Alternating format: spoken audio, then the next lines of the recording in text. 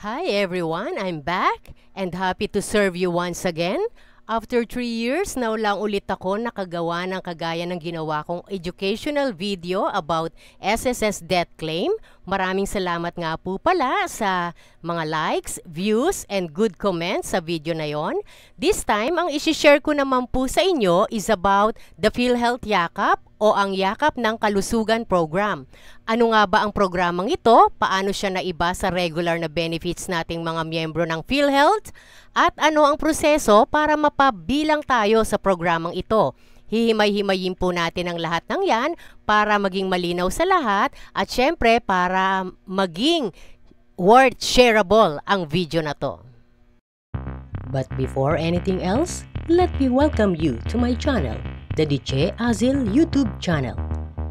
Kung bago ka pa lamang sa channel na ito, please click subscribe and the notification bell upang lagi kang updated sa aking mga bagong video tutorials and tips.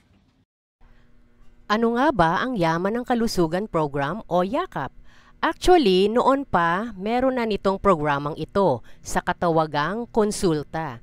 But I think hindi ganun ka-effective ang information dissemination kasi akala ng marami patungkol lang ito sa libreng konsultasyon pag may sakit ka at para lamang sa mga paying PhilHealth members. Pero itong programang ito sa ilalim ng Bagong Pilipinas ay nakatuon sa pagbibigay ng komprehensibong pangangalagang pangkalusugan upang makaiwas sa sakit at mapanatiling malusog ang bawat Pilipino. Para kang nagpa-annual check-up. Opo, totoo po yun. Para kang nagpa-annual check-up. Paying ka man or non-paying PhilHealth member. Although sa ngayon, limitado pa lang ang covered na laboratory test at yung mga klase ng gamot na iyong ma-avail. Pero hindi ba napakalaking bagay na nun para sa atin? Ano-ano nga bang facilities and services ang mga nakapaloob dito sa YAKAP? Una, yung mga YAKAP clinics. Dapat accredited sila sa PhilHealth Yakap to offer free medical consultations, basic laboratory and diagnostic test. Second is the gamot or the guaranteed and accessible medications outpatient treatment.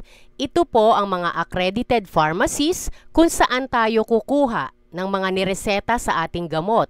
Pero tandaan po na ang kikilalanin lang nilang reseta ay yung galing sa mga YAKAP doctors. At pangatlo, heto po yung bago sa programa.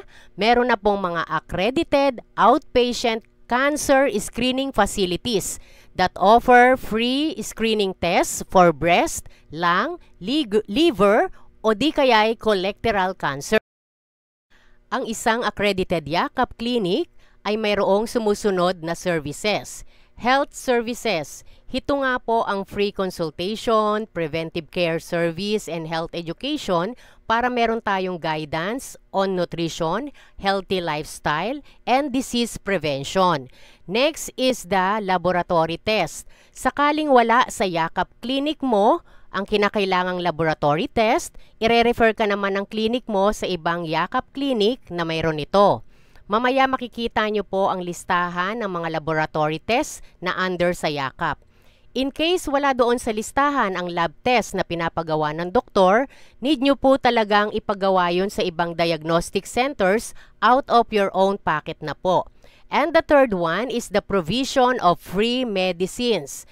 Please take note po ha na ang mga gamot lang na under YAKAP, yun lang po ang libre.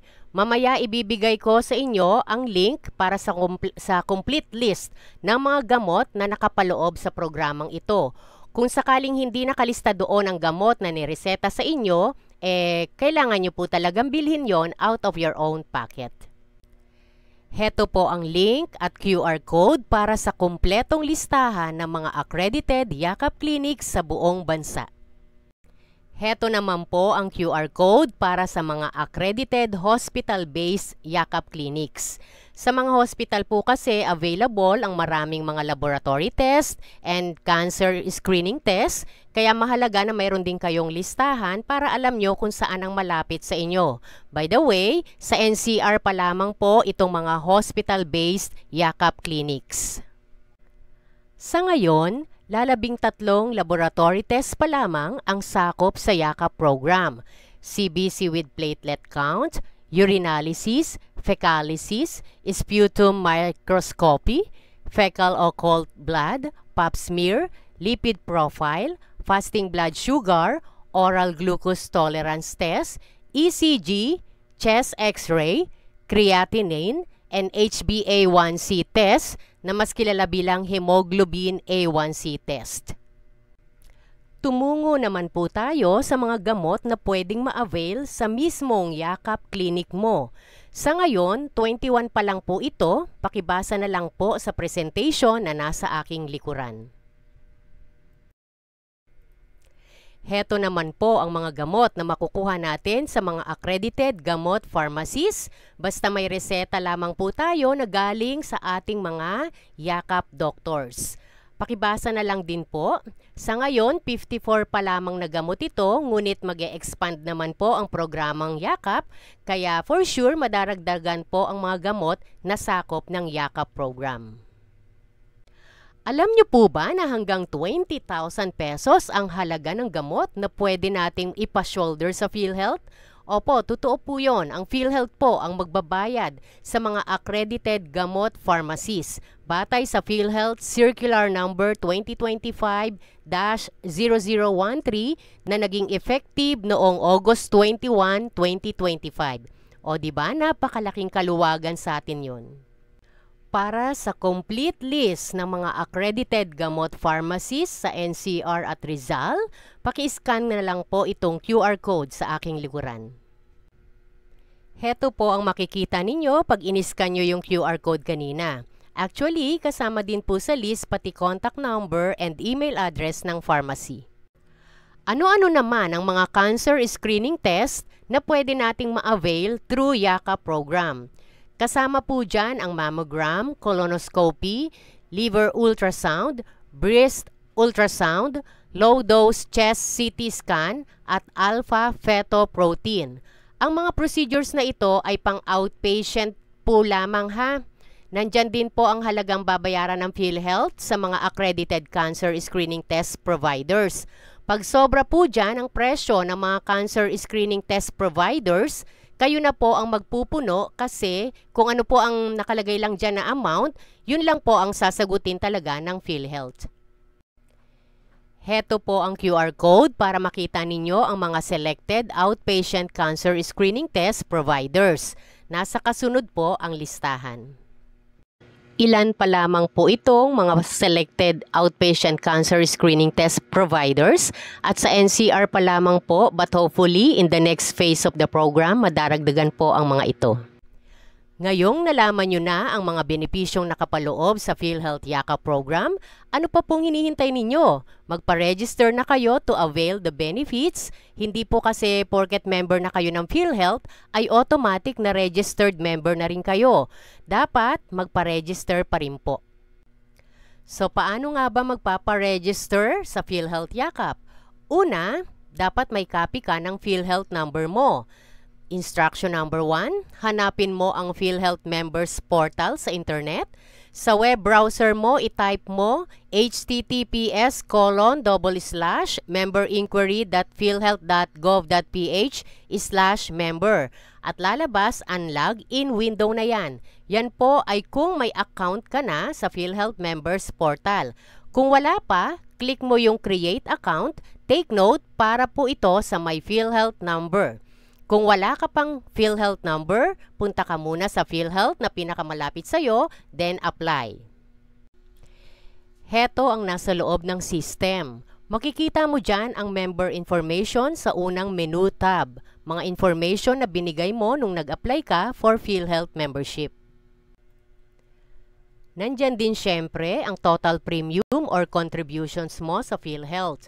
Select mo yung second menu tab para makita mo po. At yung pangatlong menu tab na konsulta, yan na ang instruction number 2. Diyan ka na ngayon mamimili kung saang Yakap Clinic ka magpapalista. Once nakapag-register ka na, doon ka na sa Yakap Clinic na yon laging magpapakonsulta. Kaya pagdesisyonan mo ng maigi kung saang Yakap Clinic ka ba magpaparegister. For instruction number 3, sa tapat ng Consulta Provider, may nakalagay diyang click here to select Consulta Provider. So, simply click that one. May madidisplay na listahan ng mga healthcare institutions or HCI.